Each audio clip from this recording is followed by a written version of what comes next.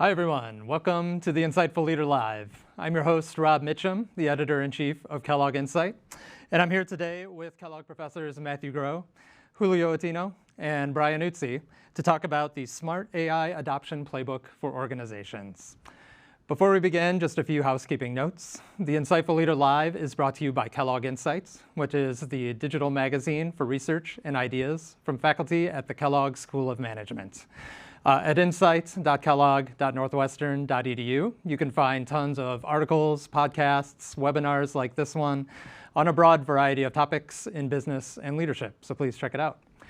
This is our final webinar of 2025, but we're already hard at work booking our 2026 lineup. So if you'd like to hear about those events first, the best way is to sign up for the Kellogg Insight newsletter. There should be a link in the chat right about now to do that. You can also go to our website, find plenty of places to sign up for it. Speaking of the chat, we're going to be closing it momentarily to our attendees, and we ask that if you have a question for today's speakers, please use the Q&A button in your Zoom app. You can also turn on closed captioning if you prefer, using the live transcript function in Zoom. And finally, if you have to leave early, don't worry, we got you. We're recording the session today. We will send out that video link to everyone who registered early next week sometime. Okay, that's all of our housekeeping. So I will move on to introducing our three esteemed guests today. Starting with, on the far side of the table from me, Matthew Groh. Matt is an assistant professor of management and organizations at Kellogg, whose research examines the dynamics of human-AI collaboration in areas such as deepfake detection, medical diagnosis, and empathic communication. Fun fact, Matt and Insight did a story on how to detect AI-generated photos, and it's our #1 most read story on Insight this year, so thank you for that, and thank you for joining us today. Thanks for having me.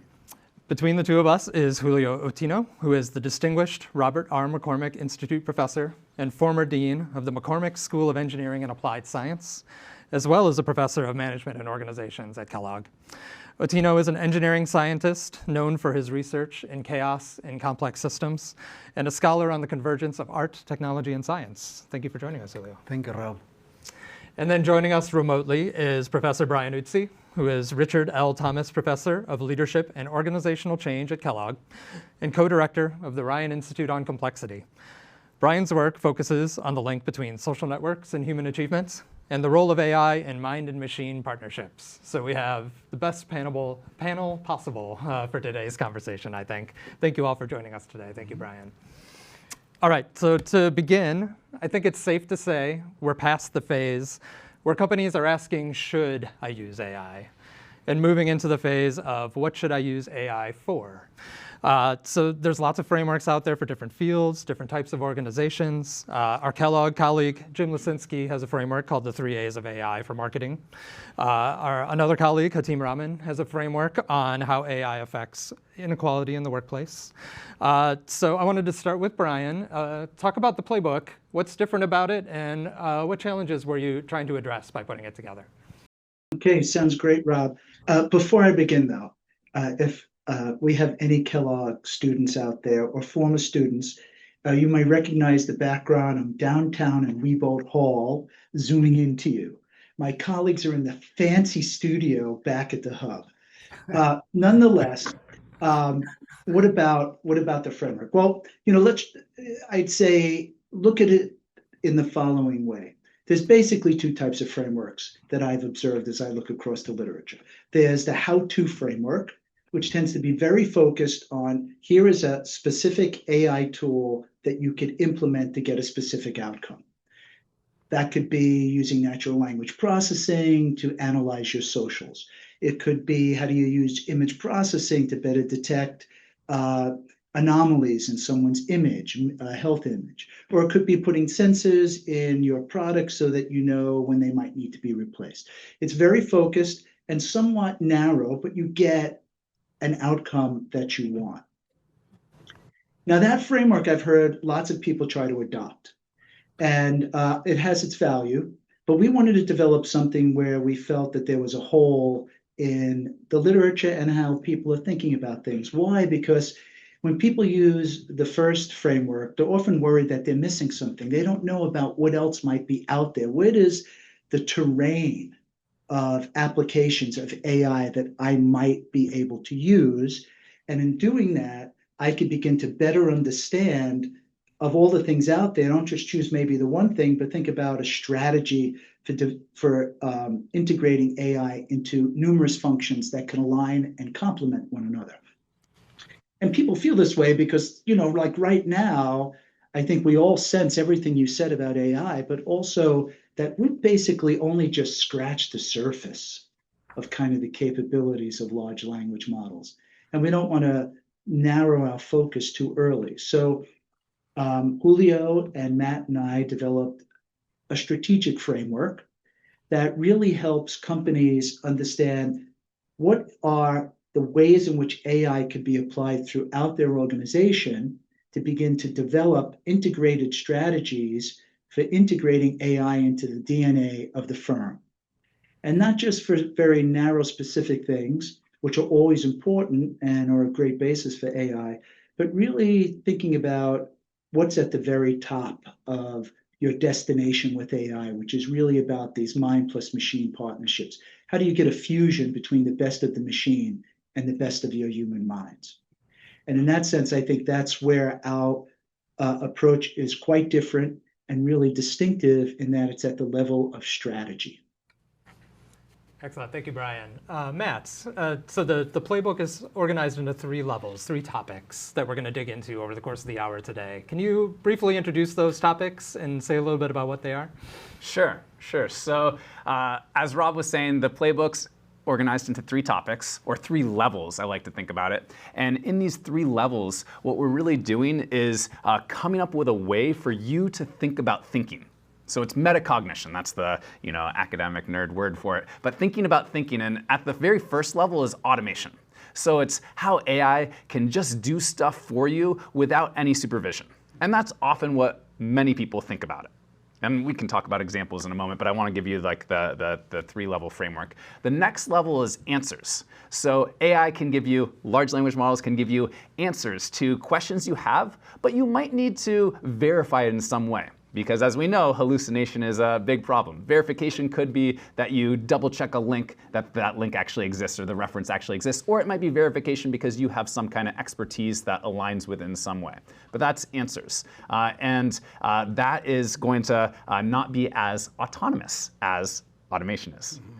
But the highest level where we think there's the most value strategically is actually in this idea of advice. So it's automation, answers, and advice. And advice is all about how AI can help us think through solving a problem. And so what that means is AI can actually help us solve problems more effectively, creatively, thoughtfully. The question is often how, and we're going to discuss that today. But our categories are really automation, answers, and advice. Got it. And then Julio, you joined this collaboration and added sort of a parallel framework to those levels. Can you talk about that? Yeah, so at the end of the day, what the framework tells you is what things to do. As Matt said, the question that everybody wants to know is how, but there is a higher level. So when I think of leadership, I think in 3 levels also: vision, communication, execution. So the biggest question is why, if you are going big, why you should do it, and then communicate why is that you need to do it in some way, and eventually there are lots of layers where the implementation of those ideas come through. Mm-hmm. But the idea of having these 3 levels is really interesting because once you have the 3 levels, you can pick a whole bunch of industries and come up with a 1-word description for those 3 levels. So for example, healthcare could be automation scheduling, pick one. Answers could be diagnostics. Advice will be treatment planning. Manufacturing could be, the first one could be quality control. The second one could be troubleshooting.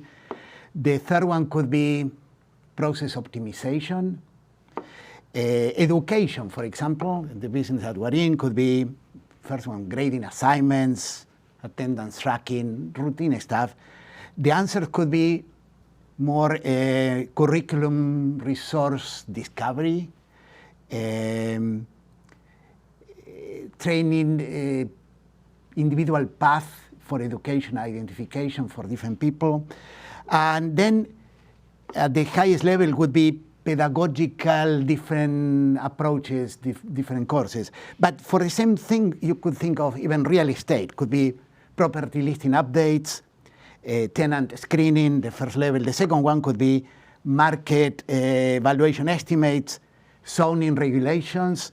The third one could be anything that has to do with diversification of the portfolio that you have, or development opportunities assessments. Hospitality could be, just pick the last one, reservation management, housekeeping, scheduling. That will be the easiest one. The answer could be guest preference analysis or pricing optimization data. And the last one would be service experience design, brand differentiation strategy. So you go from the easiest things to the most advanced things. So basically, what we are talking is about, I think there are two levels in here. Using AI, which is to working with AI. Mm-hmm. If you work with AI, you will be made more effective. If you think of using AI, so I presume that most people who are watching us now are in the category of working with AI. You will be made more effective if you start outsourcing your thinking, because you use AI, increasingly you'll become dumber and dumber, in my view. Okay? And we'll return to that as we're talking about sort of the pros and cons of the AI debate. Brian, I want to go back to you to dig into this automation layer, the first layer of the playbook. And I think, as Julio mentioned, this is what I think people have a good grasp on now. People have used AI to write an email. People may be using Zoom right now to summarize this conversation. There are a lot of automated tasks you can do. So tell me, how do you talk about it in the playbook, and what should organizations really be looking for on this automation level? Yeah, and you're absolutely right about that. There's a myriad of applications for automation. And it's basically about letting AI do it for you. And it forms the basic level because there's some automation in every level. But at the bottom level, it's full on automation. And it's basically this idea that it's where you might want to look first to introduce AI into your organization and create that automation level. Why? Because lots of automation is basically reproducing systems and processes and workflows that you already understand how it's done. So it's not like you're creating a new workflow. You're really looking to replace the workflow you have now with automation. And when you do that, you free up time and resources for other productive activities. The other reason why it's a good place to start is we're still in a phase with AI where the implementation of it is often followed by the question of, how do I know it works? How do I know it's improved my efficacy? Well, if you put it side by side with a process you're already using, you could know, using the same measures you currently have, whether automation is producing the outcome you want. And so automation becomes probably the most direct way to think about putting AI into your organization to begin with, and have it mimic workflows that are already there and your KPIs that go along with those to see how AI could improve that. And that might include responding to emails. It might include processing at a law firm, the intake of new briefs, and so on and so forth. So AI and automation go hand in hand at that very basic level.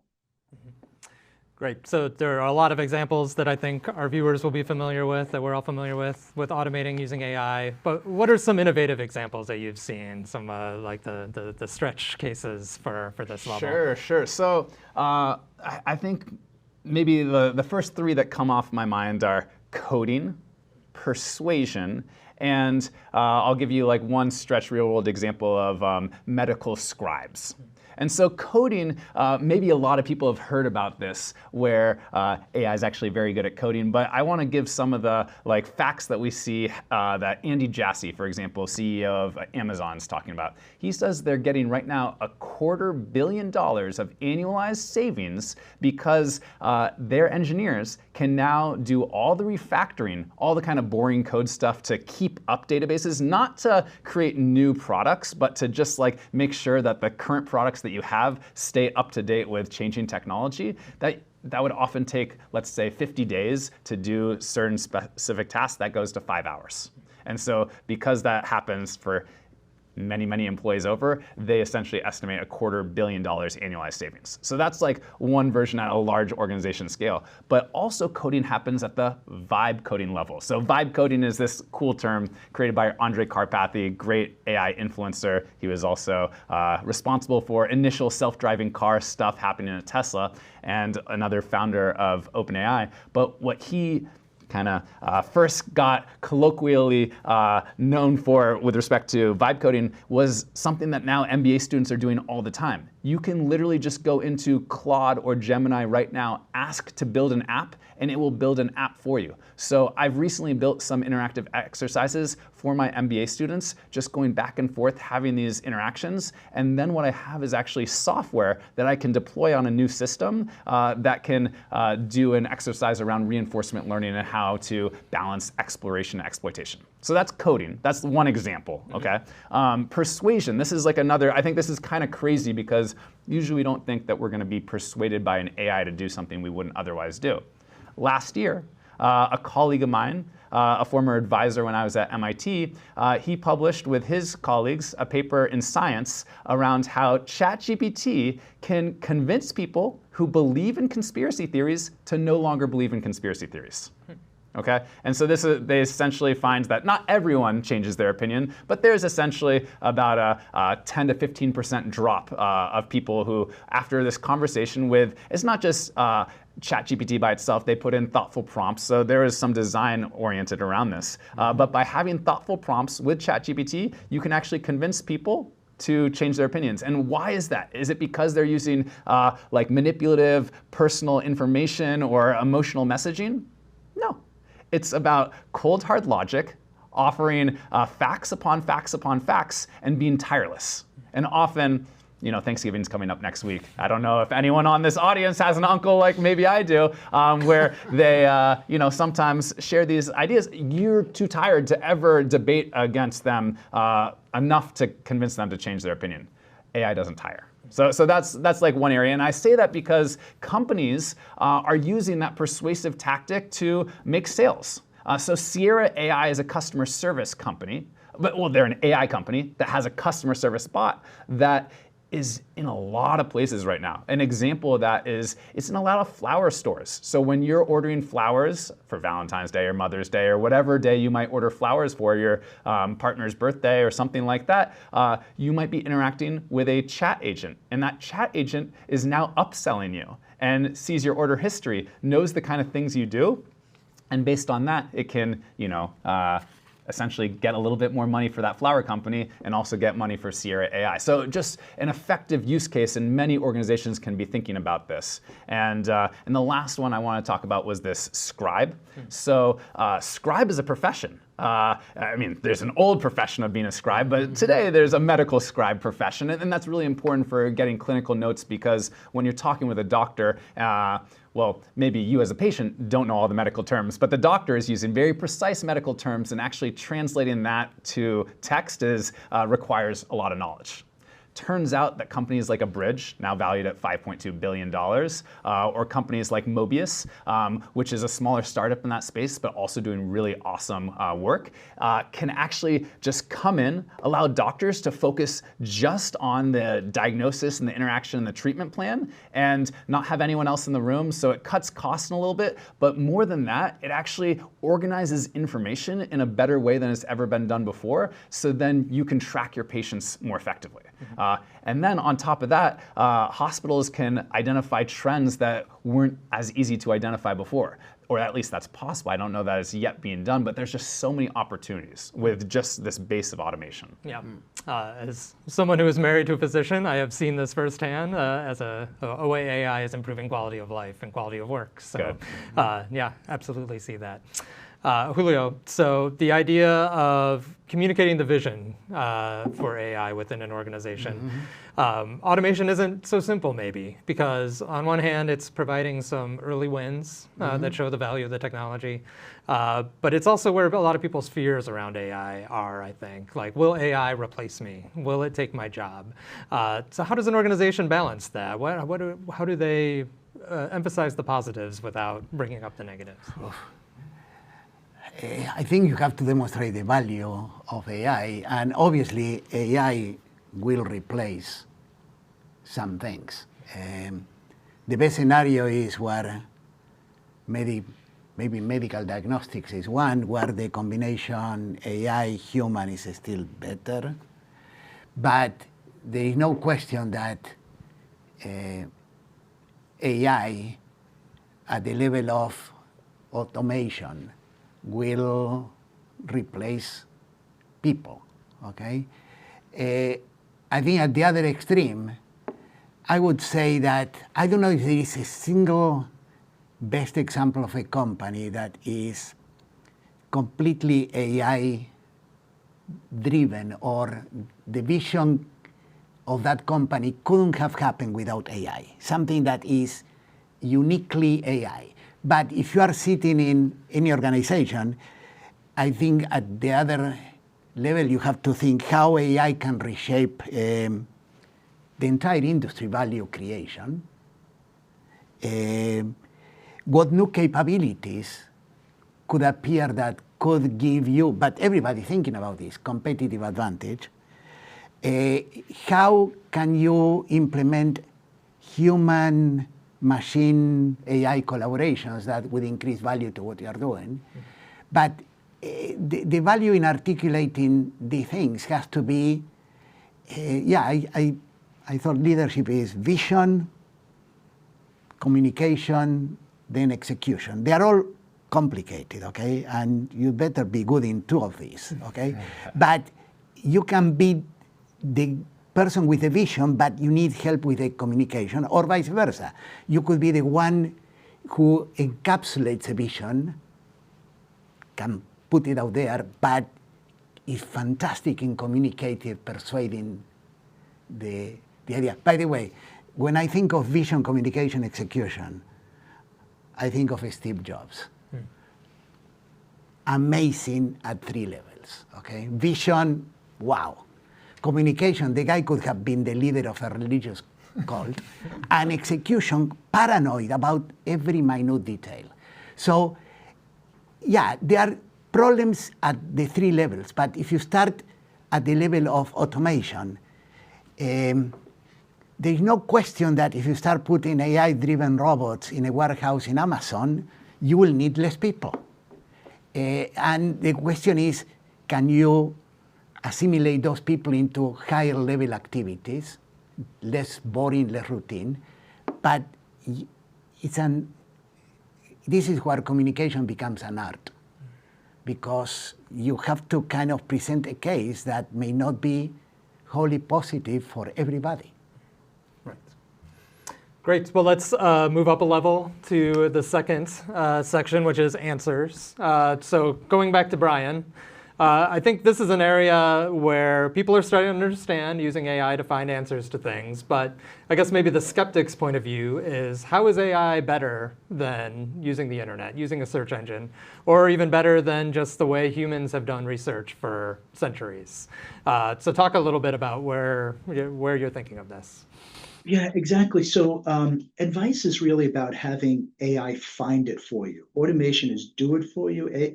Advice is find it for you. And advice is usually some kind of integration, a distillation of different points of view in a cohesive way. And that's the way that many people use advice. So you just mentioned, searching the web.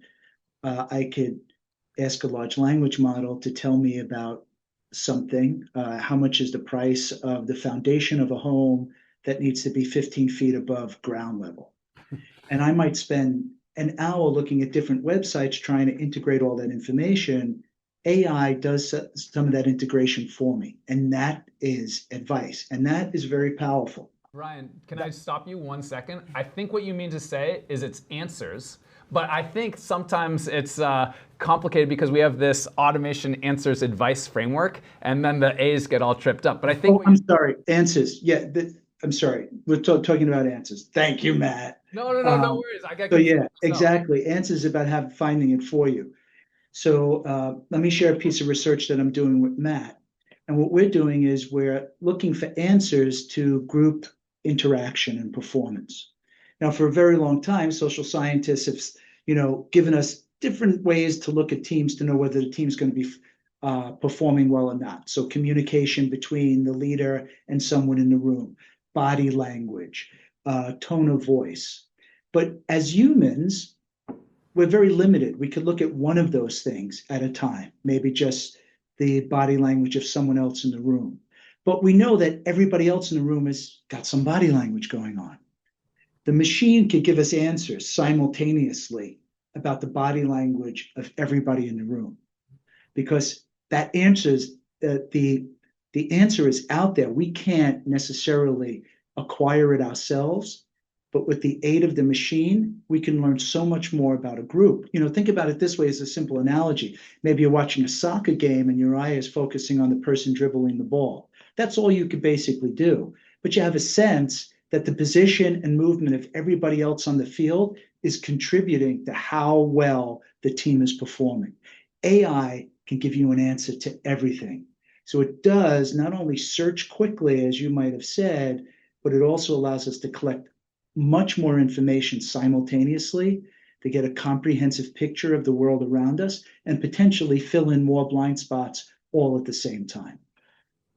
So Brian, I thought when you started with the example, you are going to go through the exercise that you had to do with your house being destroyed in Florida. Sure, I could talk about that. That's also a great way to think about answers. So I had a house in Florida, got destroyed last year in the hurricane. And I had to look into, could I rebuild it? And basically, I had to find someone who could give me an estimate to create a foundation that would stand 15 feet above the ground. I called engineers for weeks. Nobody had time to talk to me. I finally got one that would talk to me, told me he couldn't give me an answer for 2 months. So I basically gave a lot of textual information to a chatbot, and it came back with a detailed engineering estimate. The answer was out there, and ChatGPT helped me find it. And in the end, what ChatGPT gave me astonished me because it was pretty close to what the engineer gave me 2 months later for a very high price. So that's another aspect of finding answers. And that's why that second level can become so powerful, because it's not just about finding things more quickly that we know exist, but it's about finding things that we don't know exist, but have a sense is out there. We just don't know how to capture it. Mm-hmm. That's a great example, Brian. Thank you. Matt, you brought this up in the introduction that AI, while these uses sound great, AI kind of has a reliability problem currently, where it can be wrong. It can hallucinate fictitious facts out of whole cloth. So how do organizations deal with that? And are there organizations that are finding a way to work with that and still, reveal this capability? Okay, love the question. And I should baseline this with humans are also infallible, right? Humans are often wrong, but we're often wrong in slightly different ways. Maybe someone lied because there was an incentive incompatibility kind of issue. Mm-hmm. Maybe someone made a mistake because they didn't have enough time to think through the problem. Maybe there's a number of different kind of things. But there's a lot of mistakes that no human would make that a large language model or an AI system might make. And so that's the kind of errors that we want to avoid, right? And so we're already seeing with like self-driving cars. Self-driving cars are on average way, way better drivers than people.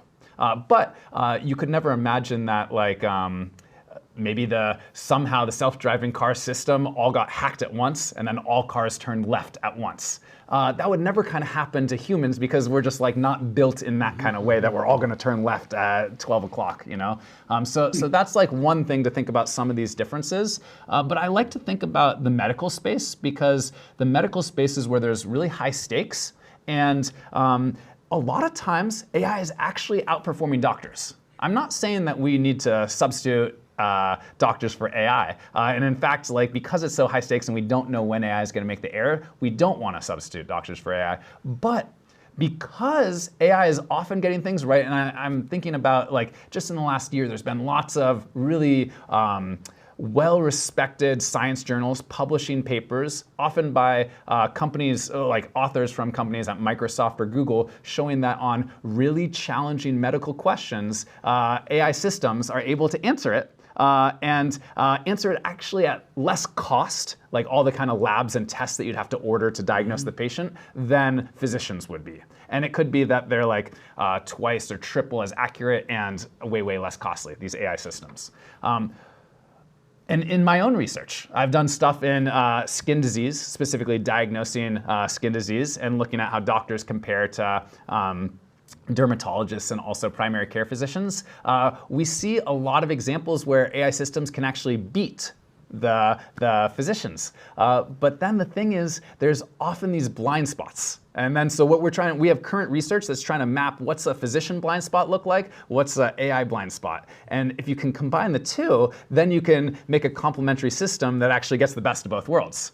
But if you don't do that, then you get in the situation of, well, the doctor doesn't know when to take the advice or ignore the advice. And if the doctor just thinks they're always right, then you're going to lose all the upside of AI. If the doctor is unsure themselves, then you're going to get the upside of the AI, but you're not going to get the instances where things went wrong.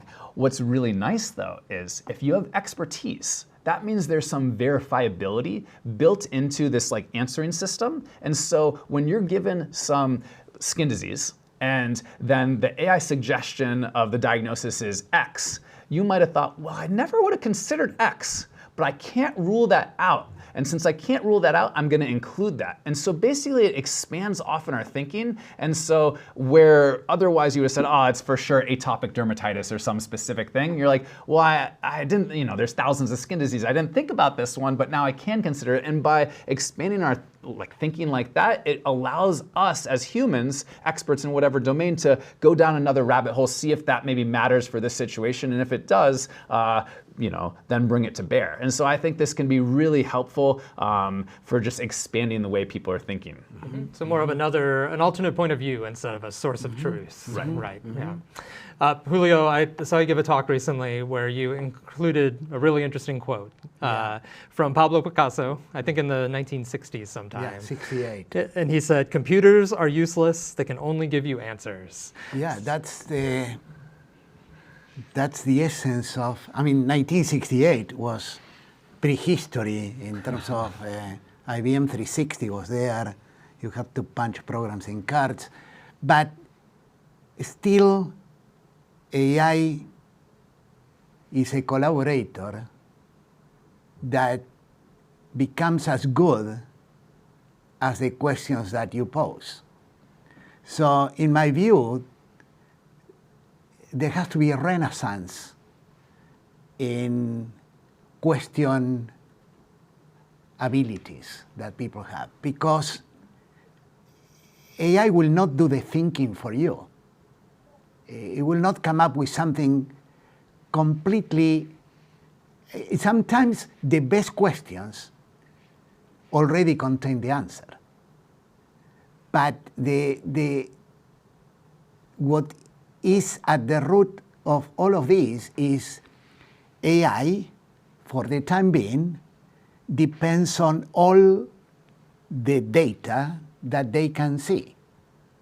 And so one example that I like to give, and I put the word yet just to hedge my pronouncement, is you could fit into AI the entire history of modern Western, the entire history of Western art, let's say prior to 1900, and ask where things will go, and you're not going to come up with cubism or abstract expressionism, or you could fit the entire history of physics prior to 1900, and you're not going to come up with relativity or quantum, because those things violated every assumption that was built into the data before. With those caveats, nevertheless, AI can be amazingly useful in expanding your space, but you have to ask the right questions. And this is why I made a comment. If you outsource your thinking to AI, you'll become increasingly dumber. But if you start using AI as your collaborator, I think that synergy will produce better and better possibilities, in my view. Mm-hmm. That's a great bridge to the third level, which is advice. I'll return to Brian to talk about this some more because, building on what Julio said, I think the point with this layer is learning how to think better. Not what to think, but how to think better. So can you talk about that? Yeah, absolutely. This brings us to the top of the pyramid. And, Julio is exactly right. You're looking for a way to collaborate best with the bot, and you want to know how you make collaboration most profound with this new technology. And that's really what the advice level is all about. And in a nutshell, we kind of turn everything upside down that we've talked about already, in that you don't want to ask the bot for answers. You want to ask the bot how to think better about approaching a problem. You want to ask it for advice on how to solve a problem. Don't solve the problem for me. And there is a way to, very quickly describe how profound this change in orientation can be when you get to this level of the bot. I do an experiment in my class where I have everybody take a creativity test. Creativity test is very straightforward. You got to come up with 10 words that are as different as possible from one another. And it's a very hard test. So like your first two words could be very far apart, but when you add the third word, you get far away from word number one, but much closer to word number two.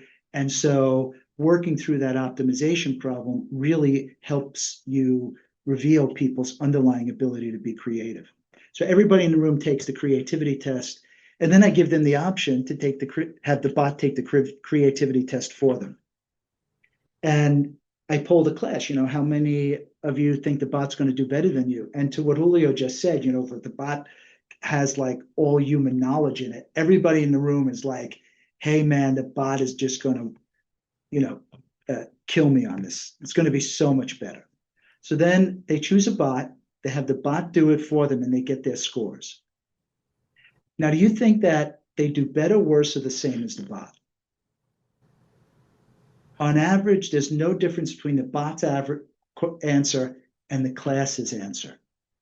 The bot actually just gives mediocre answers. Why? Because it's trained on us and our averages.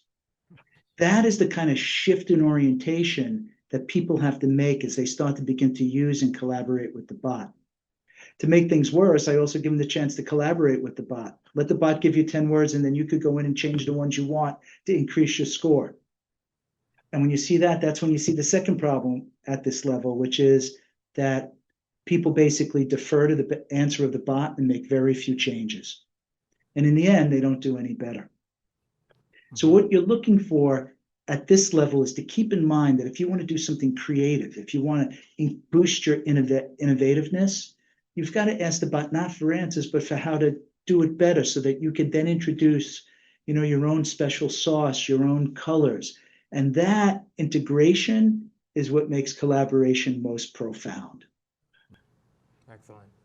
So Matt, this is obviously the most ambitious goal of working with AI, the most challenging.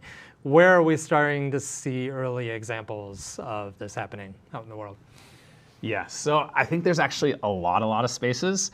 So I think one example where organizations have been effectively adopting AI is training sales folks. And so it turns out that there's a wide variety of skills across a sales team. Some people just get the most sales, and some people are struggling hard. And it's not always because of how much effort they're putting in. Some people are putting a lot of effort but just not getting the return. And it might be because they just don't have the skills yet. And so you can actually train people with AI systems. And it's been taking like the kind of things that the top salespeople do, identify that from recording their conversations, summarizing what those conversations are, all with AI, and then saying, here's the moments in time when you want to say these kind of things. And so that can be a just-in-time intervention where literally while you're having a conversation with your client, on your screen you see pop up different things to say. But not always are we selling to clients in this kind of situation where we could have like a little cheat sheet in front of us. And so role-playing games are actually really effective. And so that's actually something my lab is working on right now. We're not looking in the sales space, though the sales space is something we might consider in the future. But we're actually looking at something a bit bigger than that. And we are looking at empathic communication. So specifically, how can you communicate such that your audience feels heard, validated, and understood? And the reason we're doing this is something that Julio was referring to earlier. Leadership is all about making decisions. And when you're making decisions, often it's decisions that are kind of hard because not everyone agrees with you, right? That's like part of leadership is not everyone's going to agree with what you're doing. But if you can communicate in such a way such that the people who don't necessarily agree with you still feel respected and heard and validated, you can really go far. And so it turns out that, at least with respect to when someone's sharing a trouble, whether it's getting laid off for a job or getting passed over for promotion or a family member passing away, there are actually kind of playbook things in the active listening space that you should do, and there's things that you shouldn't do. Okay, I don't need to go into all the details about it, but the key with that is, given that there's actually a good playbook, you'll find it in something like 7 Habits of Highly Effective People, what active listening is, we can instantiate that in an AI such that AI coaching can give you personalized advice when you practice with someone. Now, you're like, well, where can I practice with someone? Well, actually, you could practice with an AI. And so we've built a platform, and I'll share the link with you afterwards so you can put it in the YouTube description. But basically, you can come to this, you practice responding to someone, AI agent that shares a trouble. After 5 minutes, you get coaching advice, and you can do it again and again and again. And we've done this now with over 1,000 people, we found that this can significantly increase people's ability to communicate such that others feel heard. So this is research that we have not yet published, but will be coming out relatively soon. So this is where I see like one of the biggest opportunities, actually upskilling people in like communication. Mm-hmm. Yep, research coming soon to Kellogg Insight as well. We'll have an article on that very soon. Before we move on to Julio's answer, I just want to say thank you to Brian. Brian needs to leave us a little early today to go teach a class. So that takes priority over our webinars. So thank you, Brian, for participating today. Thank you.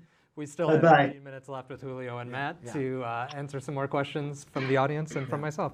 Julio, before we move into audience questions, it seems like this advice layer really touches on how AI can enhance human creativity instead of replacing human creativity. So I wonder, can you talk a little bit about that? Yeah, so before I go into that, let me add another component of AI. At some point, I don't know who may be doing this. I know at least one example on the art side. I think it was David Sahl, a pretty famous painter. He worked for a year with someone who was the interface in between him and AI. And basically what he wanted was AI to paint like him, multiply him, make him more effective. And in some cases, some people who are really at the top of the game and complete control of, they would like to have like a digital twin that thinks like them and that thinks like them, okay?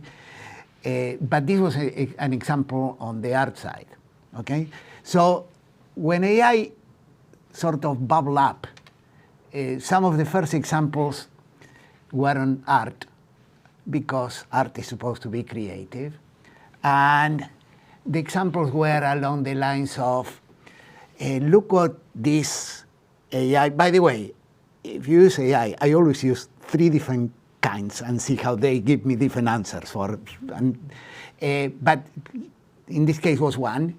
Look at what it produced. This painting looks like a Mark Rothko, and we tested this with museum curators and critics, and this is amazing. They cannot distinguish it from the real thing.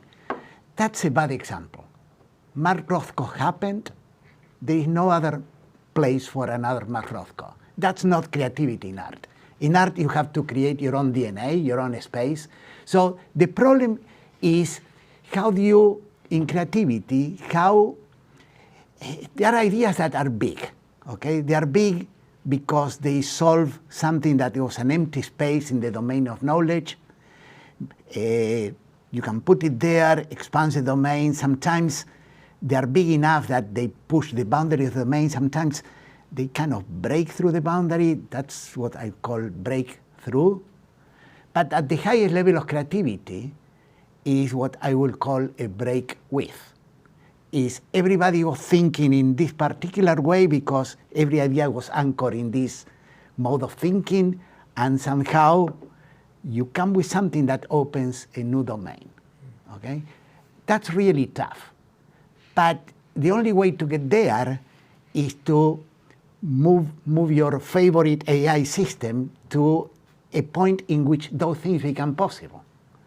But conventional questions will never, ever produce a break with.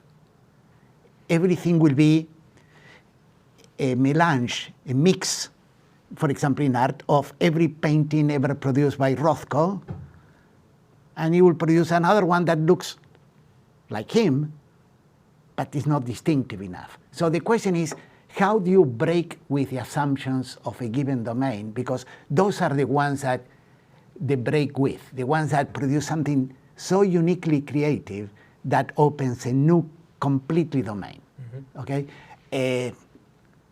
The internet did that for us. And if you're looking, I don't know, 100 years before 1970, you'll never imagine that because it was not in the space of things that people are thinking about. But break with are the things that drive everything in humanity, the big, big things. Mm-hmm. And the only way to get there is by really cultivating the art of asking really good questions.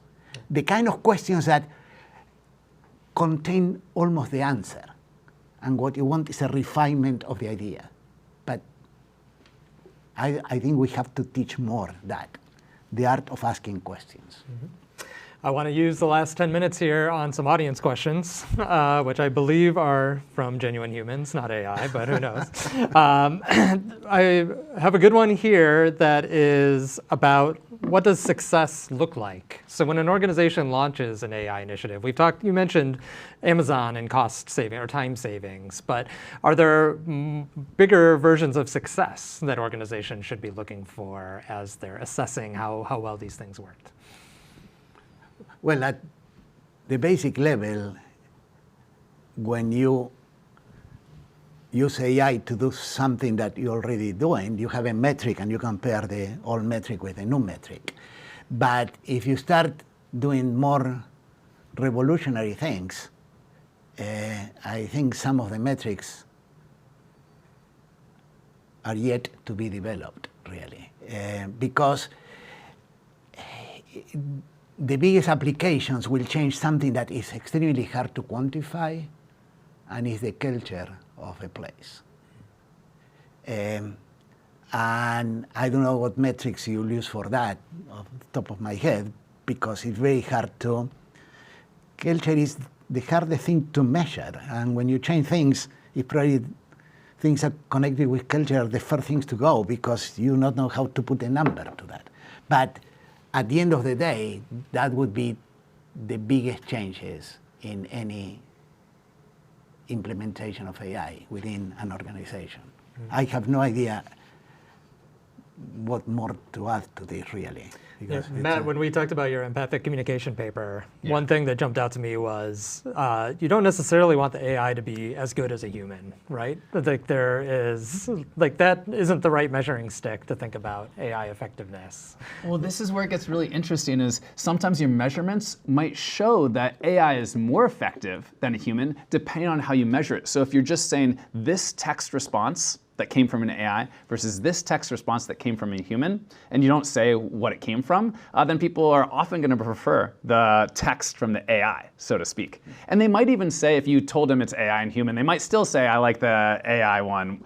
But when people are actually interacting with other folks in person, there's lots of evidence that that shared reality of us just being in the same spot, you being there for me, and you then having a memory in the future of that situation actually matters. Now, not everyone necessarily feels this way. We have individual differences. People are not all the same, but in general, people still prefer that. And so asking the right question, as Julio's getting at, really matters, and answering it with the right metrics. Sometimes we can have metrics that are too narrow that then make us think that we're succeeding. Oh, AI can just replace all our customer service. No, actually, maybe the relationships that customer service agents were building with your clients really mattered in getting people to stay on the platform. And so making sure that you have a very broad view of what those metrics are going to be important for making sure that what masks as success isn't some kind of like failure later on. Mm-hmm. Of course, in the area of counseling, that's one of the most legally contested things now.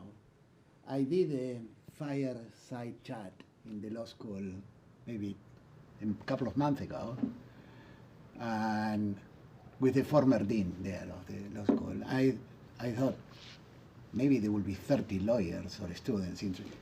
The place was full. And the issue now is how law can get ahead of AI. Mm-hmm. I mean, because the way that things are, you are playing catch up. And in almost all of these areas, the legal implications are enormous. Mm-hmm. So maybe you can have laws that have some like contracts that if this happens, then this is deployed in there. But a lot of things that we need to guide the processing remain to be invented, really.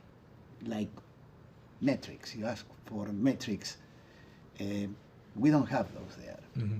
I fear this might be another one that hasn't been invented yet, but I'll ask anyway. A lot of questions about how do you train people. So how do you train people to ask better questions like you were talking about? Or how do you train people to grow and develop prompting skills, critical questioning when using LLMs? What sort of successes have there been in that space? Something that was in my mind recently is a bad example of AI, okay? So I distinguish between systems that are complicated, like an old airplane was complicated. It has to, you put it together with one design, every piece has to do what it's designed to do, and the pilot is there to make this mechanical device do what the pilot wants it to do, okay? But I don't know if many people will remember the case of this 737 MAX. Boeing had to react quickly because Airbus came with a new plane, single aisle, and Boeing was doing well. They had designed the Dreamliner, but they did not have a plane in this space, okay? So they decided to retrofit one. They had to put new engines, more effective to match the Airbus engines. That changed the aerodynamics of the plane. Maybe the landing gear would have to change. They didn't do that. So the operating conditions for the plane were different. However, if you put this piece of software, the plane will behave exactly like the old 737, and you didn't have to retrain pilots. Now, that software would respond to signals, and what was never anticipated is that one sensor that will trigger something in this piece of software failed. And when it failed, because the plane was reaching some angle that was not, the pilot tried to do something, but the software, not knowing that the thing had failed, did the opposite, and there were 2 successive crashes in Indonesia and Ethiopia.